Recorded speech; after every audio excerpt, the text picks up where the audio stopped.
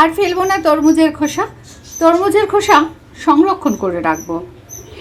বন্ধুরা, এই যে সাদা অংশটা, এই সাদা অংশটা দেখছেন, এটা নিয়ে নেব। গায়ের সবুজ যে খোসাটা ওটা ফেলে দেবো। নমস্কার বন্ধুরা, বংরাধুনি রান্নাঘরে ফিরে এলাম আরও একটি নতুন পর্বে।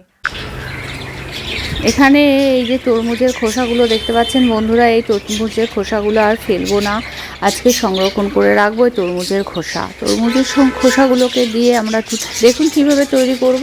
এই সাদা অংশটা নেব, গায়ের যে সবুজ গায়ের খোসাটা, সেই খোসাটা ফেলে দেবো, সবুজ খোসাটা পাতলা করে ফেলে দেবো। আর তরমুজের মাঝখানে যে সাদা অংশটা থাকে সেটাকেই আমি এখানে ব্যবহার করছি। গরম জলে ভাপিয়ে নিতে হবে, ভাপিয়ে তুলে নেব তরমুজের খোসাগুলো, যে টুকরো টুকরো করে কেটে নিয়েছিলাম সেগুলো। আর একটা পাত্রের মধ্যে গরম জল বসিয়ে তাতে মেজারমেন্ট কাপের চিনি দিলাম।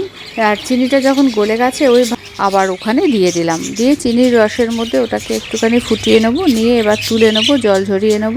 আর একটা পাত্রের মধ্যে ফুড কালার দিলাম সবুজ রঙের আর অরেঞ্জ কালারের, আর এখানে এটা হলুদ নিয়েছি, রান্না করার হলুদ।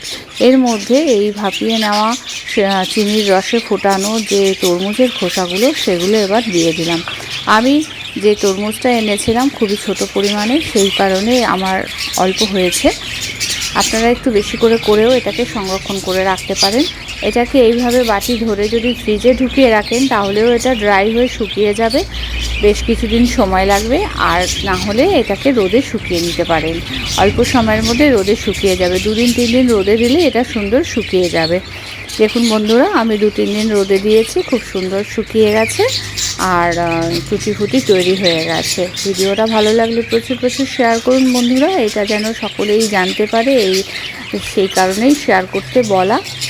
আমার এই ভিডিওটা দেখছেন যারা, প্রত্যেককে বলবো সাবস্ক্রাইব করে পাশে থাকা বেল আইকনটি প্রেস করে দেবেন, তাহলে প্রত্যেক দিন নতুন নোটিফিকেশন পেয়ে যাবেন। আজ আমার ভিডিওটি দেখার জন্য সকল বন্ধুদেরকে অসংখ্য ধন্যবাদ।